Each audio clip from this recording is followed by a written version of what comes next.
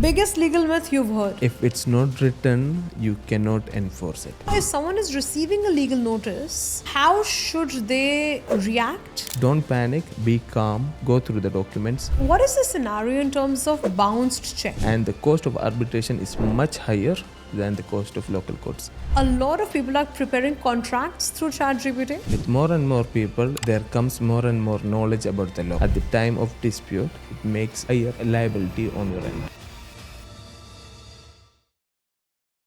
Welcome to the first episode of Beyond Litigate. My name is Deeksha and I have a wonderful person who is going to be on the show, the main speaker, spilling all the beans on everything legal in Dubai. Now, Dubai is a landscape wherein every single day there are thousands of people that are coming and establishing businesses, and we understand that where there's business, sometimes there are payment defaults, sometimes there's complexity, sometimes there's a process issue, sometimes there's a split between partners, and there is so much more. How do you keep yourself safe in a complex legal framework? That's what we're going to be talking about in our podcast series, Beyond Litigate. So I would like to welcome on the show Advocate Rihan Raheem, who is the managing director of Nasr Advocates and Legal Consultants. He's a Dubai-born, Dubai-raised personality, but he has been handling a lot of cases, ensuring that he gives the best legal advice to anyone and everybody who wants to get things sorted here. So, without wasting much time, welcome aboard, Rihan. How are you doing today? All good, all good. It's a fantastic day, and then thank you so much for giving this opportunity and this platform to have this session with you. I'm glad to have this with you. Well, let's get to the grind. So, Rihan, we do see that these days one of the biggest industries is real estate in Dubai.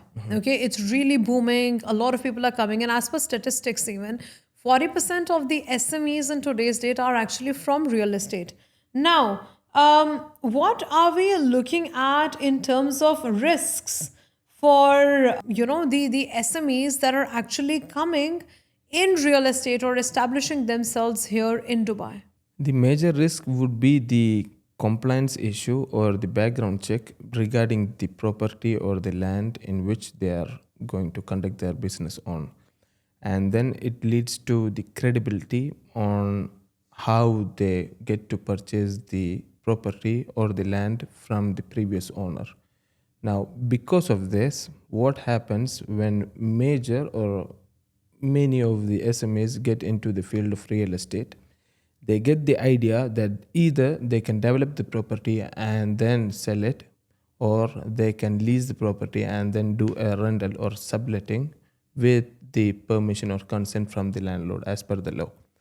But then the fact that many of the people mistake is that they fail to do the compliance check for the property in which they are getting involved with. Now, because of this, many of the tenants or the customers of such real estate or such companies, once they engage with the business and in the tenure of 1 to 2 years, they start facing troubles. And this is when they lose the capital which they invested with the company itself. Give me an example of one such trouble, maybe one client who would have come for you for any XYZ company. Okay. And, how did you sort this out? Like, I want to understand what kind of compliance issues can come up in real estate. Okay. So one of the recent example is that one of my client, they came to me stating that they recently took a lease over a property here in Dubai itself, and then they invested a lot inside the property so that they can sublet it to the tenants outside. But then in the due tenure after 8 months and after heavy investments made already inside the property, they came to know that the property is undergoing a dispute between the landlord regarding the inheritance issue. Now, due to this, whatever decision they took, it's okay, they will get the property, but then the route, it's not a straight way. They have to tackle many obstacles which they phase at the moment and still ongoing, so that they get to keep the investment which they made inside the property itself. Now, the complication over here is because of the lack of the background check done at the time of investing or purchasing or leasing out this property, their investment is blocked at the moment. They are not able to recoup the amount back as per their initial plan. So this happens to most of the people who are new into this real estate. Correct. All they see is the the bloom from brochures. from the outside, but then in the inside part, it is mandatory to do this legal check or the background check. Now, this can be done easily from the DLD in DLD, or they can use the REST application from the Dubai government, and then they can get a brief check on the property or the developer who is the owner of the property. Or else they can engage with a legal advisor like myself, and then we will be doing a brief or a detailed check on the property, including how and when and why it is that the landlord is giving this property to the company. In this way, they will be able to foresee what is going to happen and then make a calculated risk assessment and then make the investment for the property, so that they get back what they invest. Otherwise, it gets blocked over there for a couple of months, but these months will cause a lot of losses for them rather than what they do from other businesses. I guess so. I agree. And I'll tell you what, see, Rihan, now in Dubai, especially with the advertisements everywhere, they're promoting business setup as being a cakewalk in Dubai. That, come set up businesses and golden visas and this and that and so on. What are some of the legal matters or legal points that anyone should keep in mind before setting up a business in Dubai? Easy. The first thing, know what business you want to set up, and then know what is the activity which you might need, not for the short term, but in the long run. Based on that, choose a jurisdiction of your choice so that you are clear on what happens in the next 5 years, not in the next week, like in the longer run. Once the jurisdiction is selected, then open based on the idea which you have for the business. For example, we have two options over here. One is the free zone, one is the mainland. So either ways, when in the main or the major difference between the mainland and the free zone, previously it was 100% ownership in the free zone only, and in the mainland you would require a local sponsor. But now the rules are changed. Correct. It's 100% in Both both sides. sides. But the difference is, in the mainland, you get to deal with clients directly, and then you can sell to the end consumer. But then there is a hectic process or a procedure from the government in the mainland. But whereas in the free zone, it's much easier. But then if it's a B2B free zone, much better, cheaper and reliable. But in the mainland, B2C and B2B also, but then a bit expensive. But if the client or the person really wishes to settle down in this country, I would suggest to go for mainland. Why? Because they can then boom the business in any way possible. Yeah. And now I think, because obviously there are so many people settling down in Dubai and so on, over the last few years, especially after COVID, when we've seen a surge of population, do you think that, the legal matters have actually increased with more and more people coming in and more disputes? Do you think there's been a change, or was it that before again? Actually, it's just the ideology. There, with more and more people coming in the city, it's not mandatory for the city to have more and more cases. But then, with more and more people, there comes more and more knowledge about the law. When people are aware on what to do, they decide to go and enforce their right as per the legal structure laid out by the government. Correct. This is why the cases are increasing, but at the same time getting sorted out at the earliest itself. or in the previous what to say few years back, people were not aware on the law, or there was no what to say setup to raise awareness to the public regarding the changes or amendments in the law in a timely manner.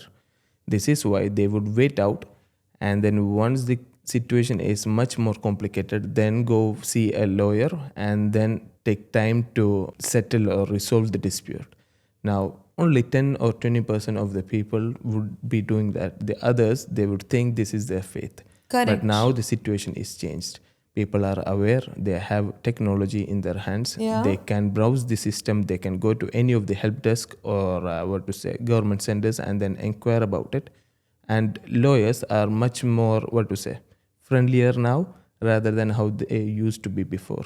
So this is why the amount of cases might be higher recordically, but then there are also The solutions. resolution is faster. Yes.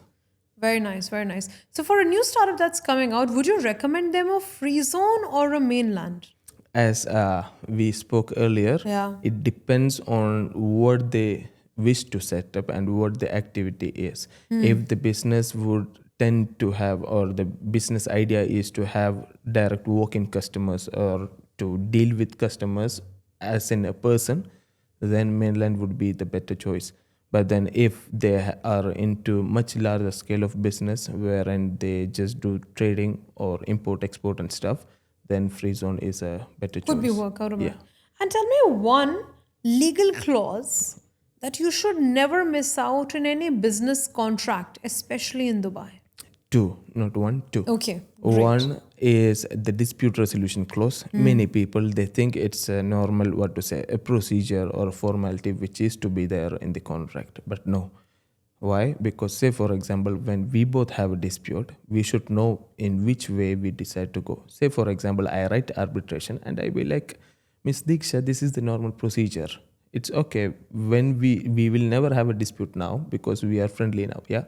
But at the time of dispute, and then you be like, no, we can go to court for a faster resolution. I be like, sorry, it's already arbitration. And the cost of arbitration is much higher than the cost of local courts. So this is why it's very important to, what to say, elaborate on what is your plan in case of a dispute. One is amicable settlement or the local courts or arbitration or in terms of mediation. You should clearly specify it out. The second thing is the exit clause. If you wish to exit, what would be the repercussions which would follow? That, say, for example, we both are partners, I wish to move out, and then how can I, or what am I liable to pay you at the time of me moving out? What are the responsibilities of me as well as you, and etc. These both are one of the, what to say, major clauses which normally people tend to forget or neglect at the time of getting into business.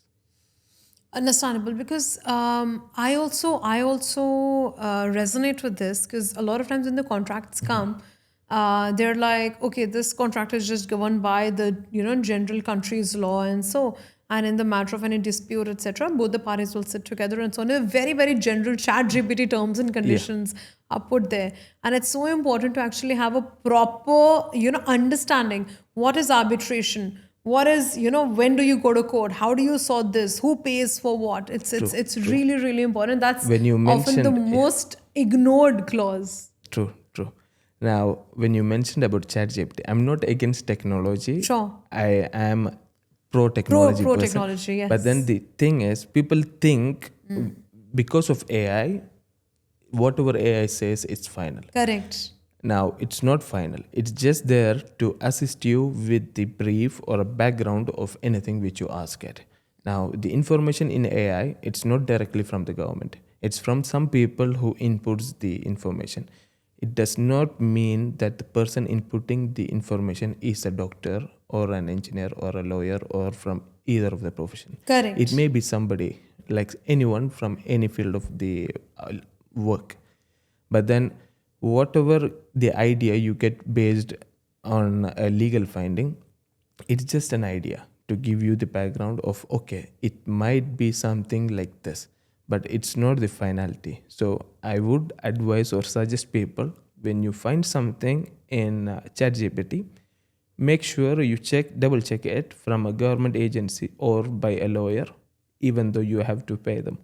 Now, not every lawyer takes money for consultation, but then it's mandatory for them to do this. Otherwise, what happens, like you mentioned, at the time of dispute, it makes a higher liability on your end.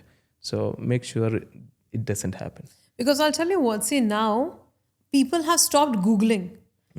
Any issue they have, they straight up go to ChatGPT and they write down. Yeah. And the thing is that instead of paying a consultant, this whole understanding is that, oh, ChatGPT knows everything and it won't be giving you any biased opinions.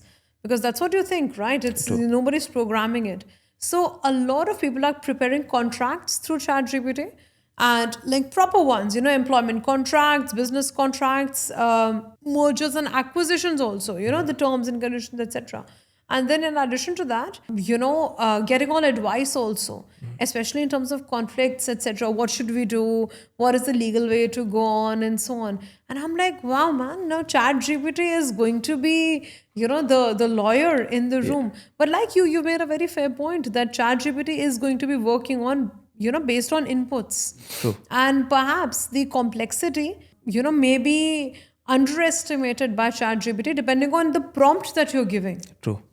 You may just share something that would be an over exaggeration or an under exaggeration of any situation. So, so ChatGPT doesn't follow up with you, right? It doesn't ask you, no, you tell me what is it, the alternatives and this and that. So, Yeah. So it's like I come to you and I be like, Miss Diksha, I have a requirement. These are the facts of a contract. Yes. Give me this. And you give me only this. You don't let me know that, okay, if you mention this will be the effect. Instead, do this. There is no emotion from your end. This is why. Get it, have it. It's a good thing to get the brief or an idea about what it must look like so that the lawyers don't deceive you. But then it is not the final say. Correct. Which makes sense. Now, see, I'll tell you what, there's something that's really common in Dubai that's called legal notices. Okay. And that especially when clients or vendors send it to you. So now if someone is receiving a legal notice, how should they react in a manner that they don't worsen the situation? Okay. The first thing I would suggest is that they calm down, so that they don't panic and do anything in a harsh manner. So they calm down, they get the legal notice, read it, and try to understand it's from whom and for what. Now, say it's from a client or a person A, so that try to figure out what did you do to this person or what was the service provided to this person, and then go through the documents. If you are not able to understand anything, take the entire file, go meet a lawyer or speak with your legal team, whoever it is, so that let them review and then give back what is to be done. Why? Because legal notice it means that the other party is one step ahead of you and in the verge of starting the civil case. It's a procedure to be followed. So this is the stage one of the case, like how it starts. So as soon as you receive it, calm down. There is nothing to panic. Correct. Go through all the documents, and then it is good if you can provide them with a reply notice too. Why? Because when you provide them with a reply notice and then an amicable solution is not possible between the legal teams or between both the parties, then when you go to court, you can still show the judge that you send them back with a reply notice and an option to resolve the dispute, but still they wanted to go ahead. But these are the facts as per our side, and we have the documents as per the notice which we sent them earlier, and this, and then the fund works, and then the case works. So this is something which is normal. Don't panic, but then give back a reply within 5 to 7 days of the legal notice, and make sure you don't miss any documentation. If there is no documentation or viable proof to prove your point, then always go to the lawyer as soon as possible. Why? Otherwise, the person will be kind of digging the soil beneath his legs and losing the case or having a higher responsibility on a later stage. So Don't panic, be calm, go through the documents, and go to a lawyer at the earliest so that you don't miss out on the time. So I'll tell you what, Rehan, one of the biggest misconceptions that people have, and I want you to discuss this a bit more in detail, is that for the expatriate population, the laws in Dubai are not as favorable. I'm again repeating it, it's a misconception. I want you to shed some light on how fair is the legal system out here in Dubai. Very fair. Sometimes I feel, even though it's my birth country, but it's not my homeland. So Correct. the thing is, sometimes I feel like I have more freedom or I have my rights protected in this country rather than any other country anyone has ever visited. Why? Because the justice system over here, it does not work on a biased manner. It is the same for everyone, even if we are an expat or the national or a citizen of the country. Now, it is only because of this they are able to prosper and grow within this short duration. Since 72 they are able to reach the heights which they are at the Correct. moment. They are at now. Correct. Yeah. Correct. So until now, any cases which I dealt with, there were cases against expats, there were cases against the citizens, but none where I have found that a judge gave a biased decision. It's always impartial and clear. Like they are only relying on the documents and the evidences which is produced. So it's a misconception. But then, if anybody comes to me and says anything like this, then there are plenty of proofs to prove the same. Very nice. Yeah. Very nice. Very nice. And let's talk about this. Now, this is something very, very common, which is when a client refuses to pay after the service has been rendered. Okay. Now, I do understand that unless the service is rendered, you can't go legal. So you have to complete your service, whatever you've been contracted to provide, and then if at all the client refuses to pay, then obviously you can go legal. But what is the procedure to handle this situation if a client does not pay you? Okay. Now, do you want a brief one or a detailed one? Let's have a briefly detailed one. Briefly detailed one, done. So now, as you mentioned, it's always better to finish your part of the deal and then go for the claim or case or whatever. So why? So that you are not the first party who breaches the agreement between both the people. So once you breach from your end, you cannot be or you cannot claim that I thought he will breach, this is the reason I breached the contract. No. The person who initiates the breach is the person who falls beneath in the case, like in the aspect of law. So this is why once you complete your service and when you have a default in payment from the other party, the better thing for you to do would be to send them with a legal notice, as we talked about earlier. But when you send, make sure you mention all the details of the service, what you provided, and what the arrangement was about. But before you send this legal notice, you have to prepare all the documentation, what was there between you and the other party at the time of the agreement or at the time of engaging for the service. So that as soon as you send the legal notice, maybe expect a reply notice from them. If they don't, then go proceed with the civil case. Now, why civil case? Because it's a service providing and there is a default in the payment. This is why it's not a criminal case. In civil cases, we have many subcategories. So if there is an acknowledgement from the opposite party that yes, they acknowledge that this is what they have to pay and they will pay in future or something, but still missed on the deadline, then you can go for something known as non-performance suit. Now, it falls under the category of a civil case, but the plus point of this is that there may not be any session. Based on the documentary evidence, you will be getting an order directly from the court. Now, this order, unless it is appealed, you can enforce it, which is time saving, cost efficient, and the resolution is much faster. So there are many possibilities which the government has laid out for us, but then it is mandatory for the people to go and know about it.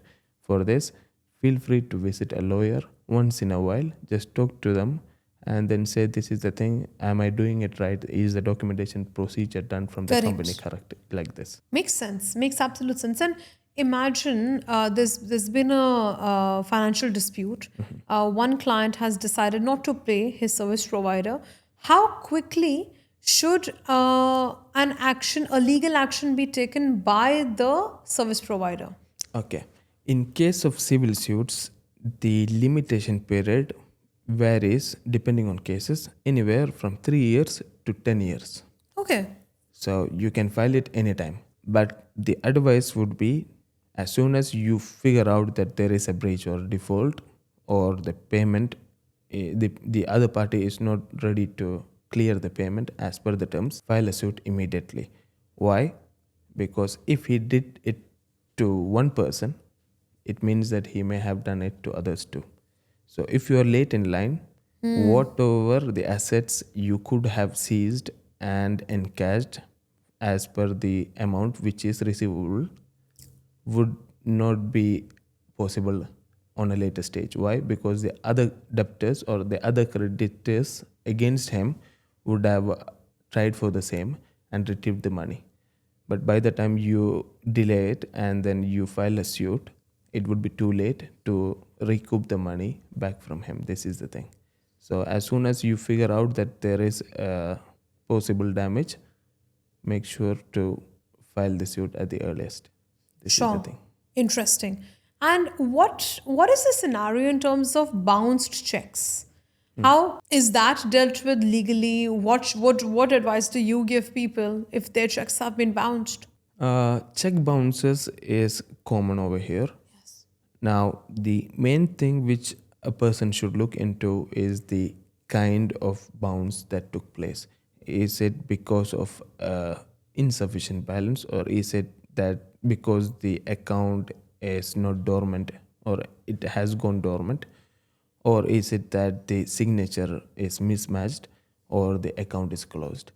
Now, all these situations has different legal route to be followed. In case of check bounce due to insufficient balance, yes, you can go file directly a check execution under the category of a civil case, and then you can put a trial ban against the person, etc., etc. But then, if it is because of a signature mismatch or the account is closed, then the remedy would be to file a criminal case, not a civil check execution. You should go in a criminal manner. Why? Because over there, it's a breach, it's a fraud or breach of trust. Over here, it's a breach of payment of a promissory note. That is the check. So it's different, but then it depends on what is the situation of the check case. So if anyone comes to me, I would review the document, see the reason on why the check was bounced, and then accordingly advise or act on their behalf to make the filing. What amount is reasonable enough to file a case or take it legal on? Because I'll tell you why I'm asking this. A lot of people have financial issues, like here people don't pay and so on. It's not just here, it's in every part of the world, that's there. And people think that, oh, legal cases are going to be so expensive, so exhausting, you have to pay the lawyer, to pay the court fees, this and that. Might as well not do it. Get rid of it, jane do, chhod do, and all of that. I mean, at what point do you say that, okay, beyond this amount, if, I mean, obviously, no amount is small, no amount is big, but beyond a certain amount, like, then it actually becomes worth taking it up legally. Okay. Now, I had few clients or few colleagues who have asked about the same. Now, the answer is, in case you have to enforce the judgment outside the UAE in some other parts of the world, then let the amount be bigger. Why? Because, say, for example, you have a suit against me and I'm not here in the country. Maybe it's 5,000, 10,000, or up to 20,000. I go back to my home country or I'm somewhere else. You know the location. But then, how would you enforce the judgment from here over there? The expense of enforcing it, even though there are bilateral treaties between the countries, it's expensive. Correct. So at that time, it's faith. There is nothing to do. But if both the parties are inside the country, even if it's 1000 dirhams or 500 dirhams, go file the case. It's not expensive from the government.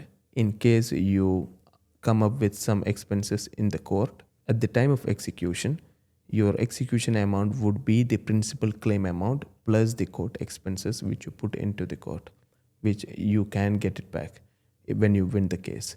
So that side, it's clear. Now comes the part of the professional fees of lawyers. It depends from one lawyer to another. But then I don't think most of the or all lawyers, they work only for money, because many of the lawyers whom I know in this country, they do work in this field because of their passion.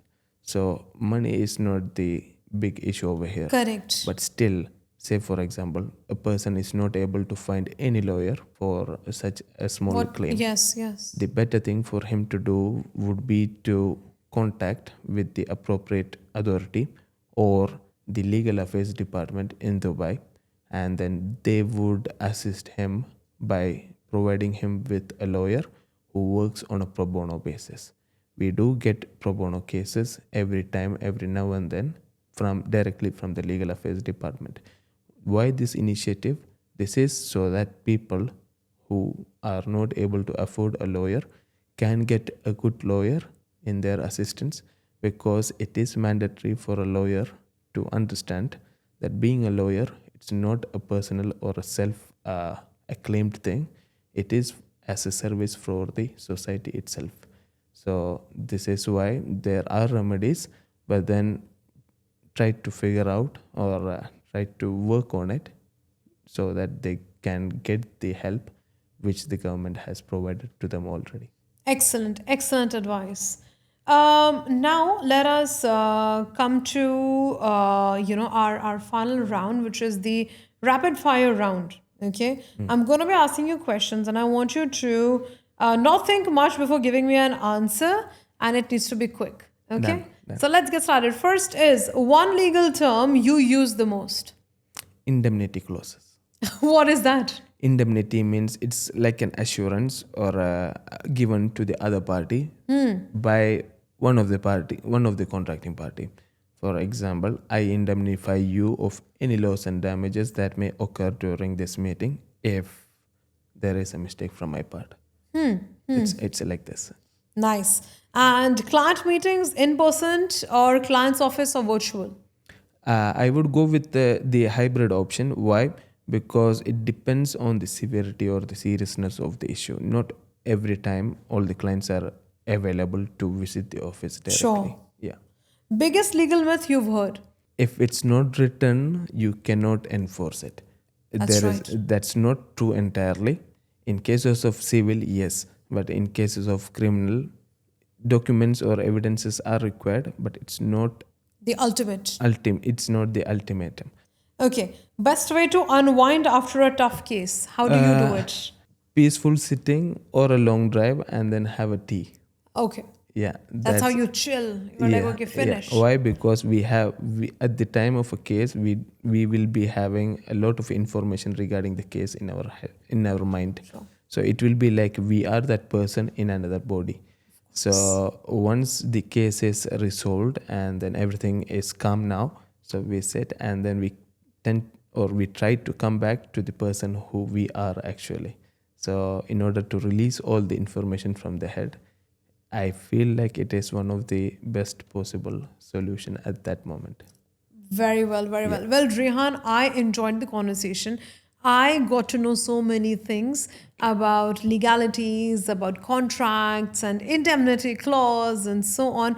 I look forward to having more and more such, conversations with you, especially when it comes to property matters, disputes, and we can go much more in detail going forward. Thank you so much for everything, and for everyone who's watching us, I would highly recommend you to save his details and Contact him should you require any form of legal assistance. And I also want you to subscribe to the channel, share this episode with those who may need it, especially for businesses that have claims and payment issues and so on, to understand how does it happen legally actually. What are the costs involved, and what can you claim and so on. We will be back shortly with another fantastic episode, and do follow us on our Instagram channels as well. Thank you so much. Thank you, ma'am. Thank you so Thank much. you.